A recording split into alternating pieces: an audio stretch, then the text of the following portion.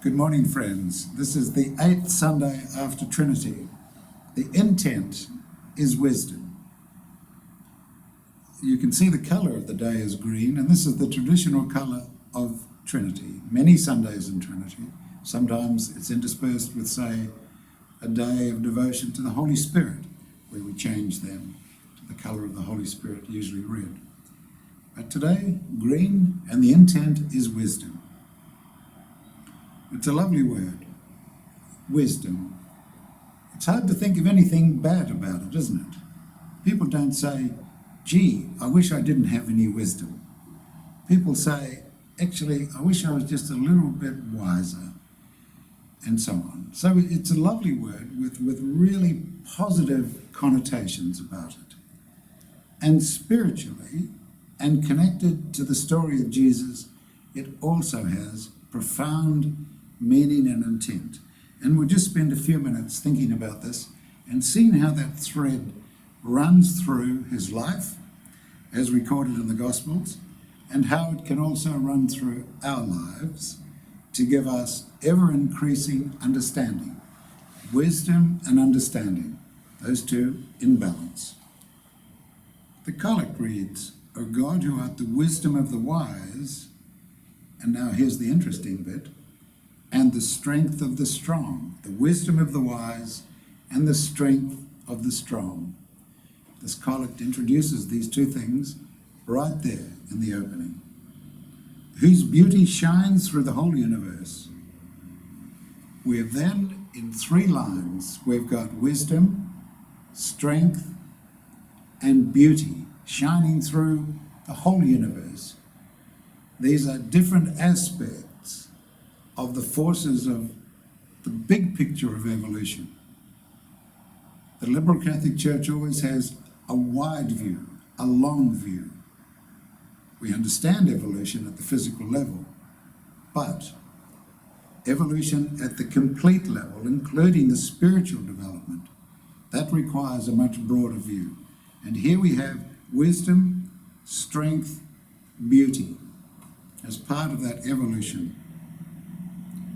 The collect goes on, may we so open our hearts to the spirit of wisdom and understanding, that we may ever be strong in thee. And so here we see it now. We want to open our hearts to wisdom. This comes from the Father, aspect of the Trinity. Our understanding grows, our response. As a result of that, the wisdom, our understanding, the response from us, our strength grows. What does that mean? It means confidence. It means more sure-footed. Does it mean your voice gets louder? Does it mean you jump up and down a lot? Does it mean you tell everybody how wonderful you are? No, it doesn't mean any of that. It means from your own side. You are more happy within and more content and more sure from your own side that you're on your path that's chosen for you. The collect goes on, may we ever be strong in thee, our rock of ages, and may show forth in our lives the beauty of holiness, the beauty of holiness. Wisdom, strength, beauty. When we bring these into our being, our understanding, what is really the essence of us, then we increase in holiness. What does that mean? Does that mean we're really miserable? No. Does it mean we look down our nose at everybody? No. It means from our own side, we are more likely to be resting peacefully in our hearts, knowing we're on the path. That's what it means. We must interact with everybody, heart to heart, Christ life to Christ life, always. The epistle from St. James, which Matt read this morning, then goes into a bit more detail.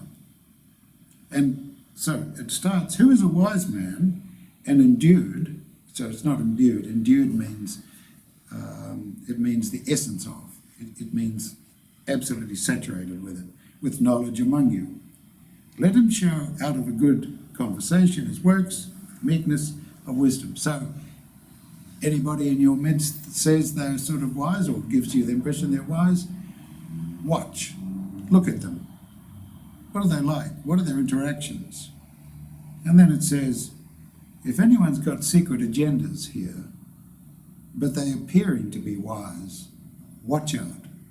This is coming from an earthly ambition. There's nothing intrinsically wrong with an earthly ambition, but if it pushes everything else out of the way, including the interconnection with the Christ, then it's hopeless. It won't go anywhere. And then at the conclusion of this passage, but the wisdom that is from above. And then there's a list. Whenever you see a list of words when you're reading, just be mindful that it's setting out how it appears. But the wisdom from above that is first pure, then peaceable, gentle, and easy to be entreated. What does that mean? It means that we respond to the wisdom given to us from other people and arising in our own hearts. We don't need a lot of convincing. Understanding follows the wisdom arises, and then the understanding comes. But we resonate with wisdom. We say, yes, that feels right. Full of mercy and good fruits, without partiality and without hypocrisy. So we go down all that list, all those words, and we finally come down to the stuff of the world, where we recognize hypocrisy, and it just feels like somebody's not really being straight with us.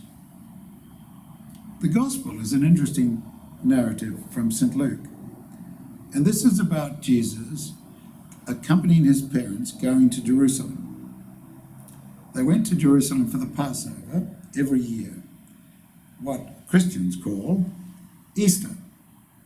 It occurred at the same time. Same lunar festival occurring in the first full moon after the equinox. And when he was 12 years old, he went to Jerusalem. So he's going to his bar mitzvah, the Jewish tradition. What is that? When girls and boys at this time turned 12, they became responsible for themselves. In Jewish law, they became adults. So Jesus is going up for his bar mitzvah. Then he's becoming responsible for his own actions. If we realize that, if we're aware of that, the rest of the story makes a little bit more sense. So following that, everybody set off, going back home to Nazareth, and then lots of people, friends, relatives, nobody took any notice much, kids were wherever they were. 3 days later, a couple of days later, his mother and father says, "Where's Jesus?" "Oh, he's not here. Got to go back to Jerusalem." Where was he found? In the temple, talking to the doctors. They would have seen him when he went through his ceremony, and he's exchanging ideas, and they wondered at the amazing wisdom in his heart. And he said to his mother, "What are you making such a fuss for? Don't you think I should be about my Father's work?" Right there, from that age, he is feeling his path. He is feeling what's real for him. He's feeling the early connection. This is Jesus growing into the Christ at the age of 12. Wisdom comes with that transition for him, and then we know the rest of the story. And then it concludes with this nice phrase, "But his mother kept all these sayings in her heart." And then it concludes, "And Jesus increased in wisdom and stature and in favor with God and man." God and man. So it's a nice connection to think, if we quietly await for the arising of wisdom, we increase our understanding from our own side. We look for the level of confidence that brings us, which feels like strength, but arising from the Christ within. And that also responds positively with people. So this intent of wisdom has lots of aspects to it. And I encourage you to think on this through the week. Meditate, ruminate, and think about some of the aspects of wisdom, understanding beauty and strength in the universe.